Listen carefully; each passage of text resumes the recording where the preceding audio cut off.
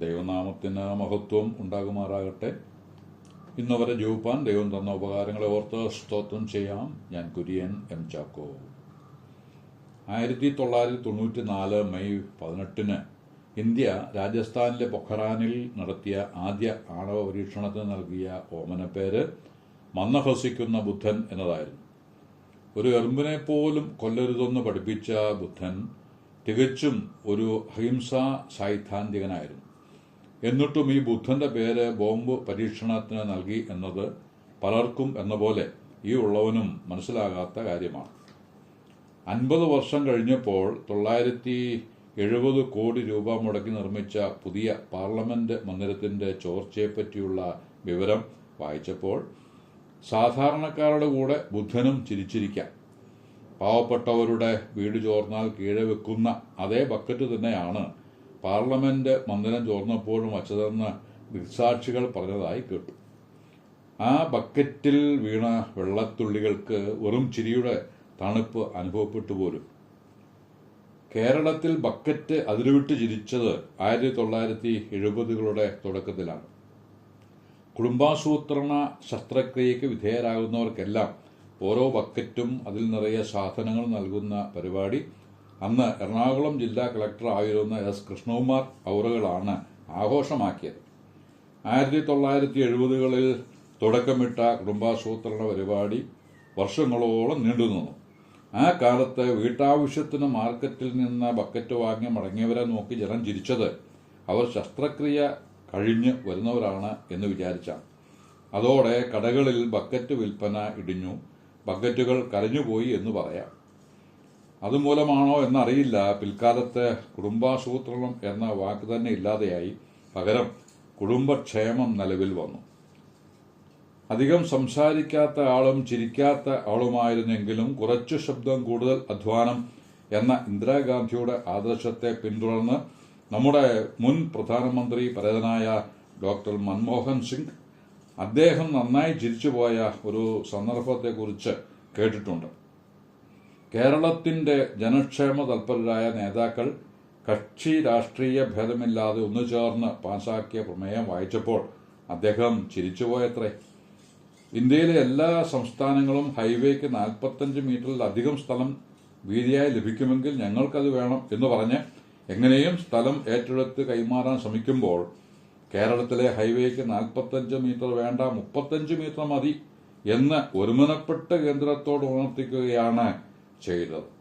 ജനം ചിരിക്കണോ കരയണോ? ഭാഗ്യവശാൽ നമ്മുടെ ബുദ്ധിശൂന്യത കണക്കിലെടുക്കാതെ 6ഉം 10ഉം നിരകളായി NH പൂർത്തിയാക്കുന്ന ഉന്നത അധികാരികൾക്ക് ബിൽഡ് സല്യൂട്ട്. റോഡിന് ഇരുവശവുമുള്ള ബിസിനസ്സുകാർക്ക് വൈഷമ്യം നേരിടുന്നുണ്ടെങ്കിലും സുഗമമായ യാത്രാസ്വാതന്ത്ര്യം ലഭിക്കുന്നതോർത്ത് ആശ്വസിക്കാം. ബക്കറ്റിനെ കുറിച്ച് പറയുമ്പോൾ ബക്കറ്റ് പിരിവുകാരെ ഉപേക്ഷിക്കരുതല്ലോ. രാഷ്ട്രീയക്കാരുടെ ബക്കറ്റ് പിരിവിന് പുറമെ നിരാലംബരം രോഗികളുമായവർക്ക് വേണ്ടിയും ബക്കറ്റ് പിരിവ് നടത്തുന്നുണ്ട്. തെക്ക് നിന്ന് വടക്ക് വരെയുള്ള ജനസമ്പർക്ക പരിപാടിക്ക് ശേഷം വണ്ടി വാടക, മൈക്ക് വാടക, ബക്കറ്റ് വാടക, 5 പേരുടെ ദിവസക്കൂലി, ഭക്ഷണം, വെള്ളം ഇവയുടെ എല്ലാം തുക കഴിച്ച് രോഗിക്ക് 5000 രൂപ കിട്ടിയാൽ ഭാഗ്യം. അത്രയെങ്കിലും കിട്ടിയല്ലോ എന്നോർത്ത് രോഗി ആശ്വാസത്തിന്റെ പുഞ്ചിരിയിൽ കാര്യം അവസാനിപ്പിക്കുന്നു. 2025 നവംബർ മാസത്തിൽ നമ്മുടെ ബഹുമാനായ മുഖ്യമന്ത്രി അബുദാബിയിൽ പ്രസംഗിച്ചതായി വായിച്ചത് കേരളത്തിന്റെ ആരോഗ്യ രംഗം അമേരിക്കയെ മറികടന്ന് മുന്നോട്ട് കുതിക്കുകയാണ് എന്നാണ്. പിറ്റേ ദിവസത്തെ ദിനപത്രത്തിൽ കുഞ്ചിക്കുറുപ്പ് വലിയപ്പച്ചൻ പറഞ്ഞത് കേട്ടപ്പോൾ ചിരി അടക്കാൻ കഴിഞ്ഞില്ല. നമുക്കിവിടെ കട്ടിലിന്റെ കീഴിൽ പോലും ചികിത്സ ഉണ്ട് എന്നാണ്. എന്തൊരു പുരോഗതി, എന്തൊരു കുതിപ്പ്! ചുറ്റുപാടുകളിൽ അരങ്ങേറിയ യാഥാർത്ഥ്യങ്ങളിൽ നിന്ന് ചിരിക്കുള്ള വക കണ്ടെത്തി ചില നിമിഷങ്ങൾ അടർത്തിയെടുത്ത് ചില ഓർമ്മപ്പെടുത്തുകൾ നടത്തുകയായിരുന്നു കഴിഞ്ഞ നിമിഷങ്ങളിൽ ചെയ്തത്. ആ ചിരികൾ മാഞ്ഞും മായാതെയും നിൽക്കുന്നു. ഉൽപ്പത്തി പുസ്തകം 21:6 ദൈവം എനിക്ക് ചിരിയുണ്ടാക്കി, കേൾക്കുന്നവരെല്ലാം എന്നെ ചൊല്ലി ചിരിക്കുമെന്ന് സാറ പറഞ്ഞു. സാറായുടെ ഈ ചിരിക്ക് തനി തങ്കത്തിന്റെ ശോഭയുണ്ട്. നൂറ്റാണ്ടുകളായി ആ ചിരിയുടെ ശോഭ കുറയാതെ വിശ്വാസത്തിൽ തട്ടി ശോഭിച്ചുകൊണ്ടിരിക്കും. ഇതിനു മുമ്പും അബ്രഹാമും സാറയും ചിരിച്ചിട്ടുണ്ട്. ആ ചിരിക്ക് തിളക്കം കുറവായിരുന്നു. ഉൽപ്പത്തി 17:17 അബ്രഹാം കവിണ്ണു വീണ് ചിരിച്ചു. 100 വയസ്സുള്ള എനിക്ക് മകൻ ജനിക്കുമോ? 90 വയസ്സുള്ള സാറ പ്രസവിക്കുമോ എന്ന് ഹൃദയത്തിൽ പറഞ്ഞു. ഇങ്ങനെ ചിന്തിക്കാൻ ഒരു കാരണമുണ്ട്. 25 വർഷം മുമ്പാണ് മകനുണ്ടാകുമെന്ന് ദൈവം അരുളിച്ചത്. ഇത്ര കാലം കഴിഞ്ഞിട്ടും അത് സംഭവിച്ചില്ല. ആരോഗ്യമുള്ള കാലത്ത് സംഭവിക്കാത്തത് ഈ ചോരയും നീരും പറ്റിയ വാർദ്ധക്യകാലത്ത് സംഭവിക്കുമോ എന്ന ചിന്തയാണ് ഇരുവരെയും ഭരിച്ചത്. ഉൽപ്പത്തി 18:10 മുതൽ വായിക്കുന്നത്, ഒരു ആണ്ട് കഴിഞ്ഞിട്ട് ഞാൻ നിന്റെ അടുക്കൽ മടങ്ങി വരും. അപ്പോൾ നിന്റെ ഭാര്യ സാറായ്ക്ക് ഒരു മകനുണ്ടാകും എന്ന് പറഞ്ഞു. സാറ കൂടാരവാതിൽക്കൽ കേട്ടുകൊണ്ടിരുന്നു. എന്നാൽ അബ്രഹാമും സാറയും വയസ്സ് ചെന്ന് വൃദ്ധരായിരുന്നു. സ്ത്രീകൾക്കുള്ള പതിവ് സാറായ്ക്ക് നിന്നുപോയിരുന്നു. ആകയാൽ സാറ ഉള്ളുകൊണ്ട് ചിരിച്ചു. വൃദ്ധയായിരിക്കുന്ന എനിക്ക് സുഖഭോഗമുണ്ടാകുമോ? എൻ്റെ ഭർത്താവും വൃദ്ധനായിരിക്കുന്നു. ദൈവം അബ്രഹാമിനോട്, വൃദ്ധയായ ഞാൻ പ്രസവിക്കുന്നത് വാസ്തവമോ എന്ന് പറഞ്ഞ് സാറ ചിരിച്ചത് എന്ത്? കർത്താവിനാൽ കഴിയാത്ത കാര്യമുണ്ടോ? ഒരാണ്ട് കഴിഞ്ഞിട്ട് ഈ സമയമാകുമ്പോൾ ഞാൻ നിന്റെ അടുക്കൽ മടങ്ങി വരും. സാറായ്ക്കൊരു മകനുണ്ടാകും എന്ന് കർത്താവ് അരുളിച്ചു. അത് സംഭവിച്ച വിവരമാണ് 21:1 മുതൽ 7 വരെ വാക്യങ്ങളിൽ വായിക്കുന്നത്.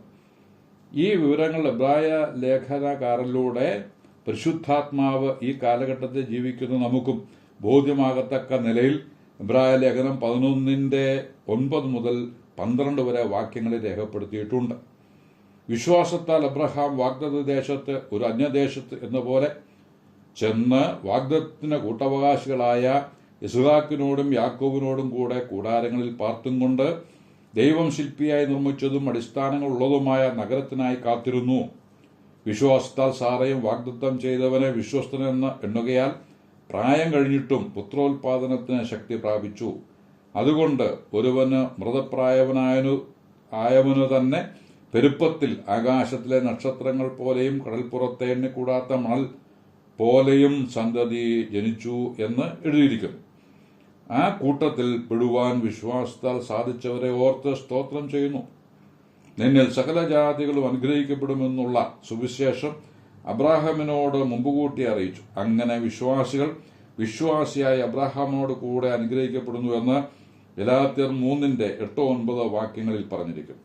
ഈ നിലയിൽ വിശ്വാസത്താൽ നീതീകരണം പ്രാപിച്ച് നമ്മുടെ കർത്താവായ യേശുക്രിസ്തു മുഖാന്തരം ദൈവത്തോട് സമാധാനമുള്ളവരായി തീരുവാൻ നമ്മോട് ദൈവം കാണിച്ച കൃപയെ ഓർത്ത് സ്തോത്രം ചെയ്യാം.